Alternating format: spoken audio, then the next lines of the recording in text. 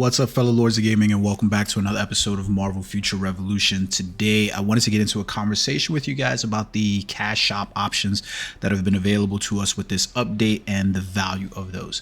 First off, I want to start out with this item that a lot of players should get hit on, at some point, and I know it's going to be a limited time. That's one of the reasons why I wanted to get out this video, is because essentially what we're looking at here is for $9, they're offering you a costume draw ticket for each of them for 10. So basically 1 10 pull on the costumes, the cards, the companions, and the dimension box tickets. That's a total of $9. And what you're basically looking at from their evaluation is you're basically looking at 2,000, 2,000, 2,000. So it's about 6,000, and then probably about another 7,000 worth of tickets. Now, that's at $9. That is not a 12 times value. And to be honest with you, until the MFR dev team decides to make a change to their charge shop and the way that these numbers are reflected, dollar to crystal value, it's never going to really be that. Where they get the 12 times value, I would love to know. It's also one of the things that is most frustrating about the game, because essentially you're purchasing that 10-star value at a gotcha price, basically meaning that the valuation is weighted on varying stats. So you can purchase those 10 cards and get nothing. You could purchase those 10 companion summon tickets and get nothing. You can purchase the dimension box tickets and get nothing. But I'm going to say that overall the weighted value of it is pretty decent, because it is offering you these tickets at a at least you're getting a 10 pull on each of the things at a very low price that's available to free-to-play players, that's available to pay-to-play players and whales, and there's a limitation on it or whatever. So I would love to see more of these type offers, especially with their plans or their efforts to kind of make the game a toon collector now, which I still don't agree with. I don't see how it's going to work with the low drop rates for rewards, the high investment time for individual characters. I just don't see it. I don't see how players are going to build up multiple characters without being whale levels. But we'll see. We'll see. Like at most, like I think Wolverthor did a video. Go check out his video where he basically broke down him trying to level up another character to put it within that competitive range. And he still ended up with a lot of resources that you don't have. You're always going to be limited by enhanced potential. You're always going to be limited by specialization stuff. And you're always going to be limited in the fact that even your costumes to level them up is costing so much. And on top of that, when you are doing those things, you are divesting from the character that you have. So you're essentially putting the character that you've mained behind. So because there's not enough rewards in the game to facilitate what they are trying to do. It takes 10,000 plus, costumes in order to get one 6-star costume. It's too much. So anyways, let's take a look at the shop real quick, because the shop is interesting as well. We didn't get a whole lot added inside here, which isn't a bad thing in my opinion, because one of the things I constantly complain about is how they're so willing to throw shit inside this store. And I'm not exactly mad at them for not throwing a lot of stuff inside the store. That's just the truth of the matter. I'm not going to lie about this. So let's take a look at some of the things that they have real quick. These prices are fair and reasonable to look at and see down the pipe. You can see the companion Moon Knight versus Punisher companion selection bundle. You basically get 1,650 crystals, a 2-star special companion selection between Moon Knight and Punisher, and then you get some special companion skill cards and level 5 companion skill card XP cards. I would not necessarily say that this is a good purchase, because this 2-star special companion selection, if you really want Moon Knight, who I don't really think is going to be one of the characters a lot of people are going to roll to, more than likely you're going to be rolling to Punisher, right? That's just the truth of the matter. I don't really see this as a high value thing inside here, unless you're really trying to get at it. Because think about it this way: the difference between you collecting a 2-star companion is about 20, shards or something like that, right? So they're giving away a Punisher that is going to basically equate to pretty much a 2-star companion, but the 20 shards inside here alone will not even get you to a 3-star Punisher if that's the route that you were going. So unless you happen to actually know you are going to get Punisher, or these 20 shards or something like that is going to get you a 3-star, Punisher or a 3-star Moon Knight, it becomes one of those values that are really weighted. Not to mention, what I would love to see is these crystal rewards be weighted a little bit heavier than what these rewards are given, especially since the companion isn't so random, but have the crystals be maximized in terms of this. So maybe give 2,000 crystals, and then the special companion skill cards, and the XP cards. But yeah, that's that. Then we got the special witch gear prep bundle, which is available to free-to-play players, because if you save up your crystals and things like that, you can see that coming. And to be honest with you, I have to say that this is an amazing value inside here. If you have the 5,000 crystals, you're getting a premium costume box. That costume box, I'm not sure if this is wrong or if this is right, but you notice inside here it says a 4-star special costume, a 4-star region costume, and a draw ticket can be acquired at a set rate. Then you have a premium Omega card box, and it has a 5-star special card, a 5-star rare card, and a card draw ticket can be acquired.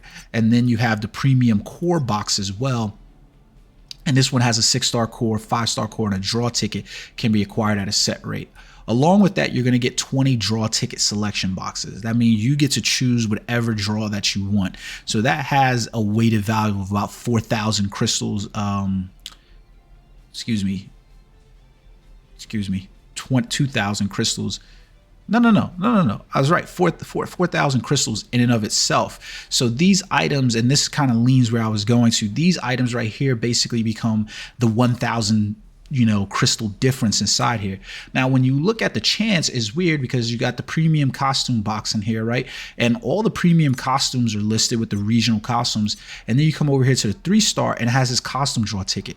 This is where the last week's rates were so good, the boxes inside the membership point, why I pointed that out, because there's no fodder inside here. You know what I mean? Now, yeah, you're getting the option at a costume draw ticket, but hey, MFR devs, you don't need this. Remove this shit from here, period, right? Because giving me a costume draw ticket surprise that I could get at 5 tickets instead of the 10 tickets at a 45% rate compared to getting this 50%, most players just want the ability to draw this.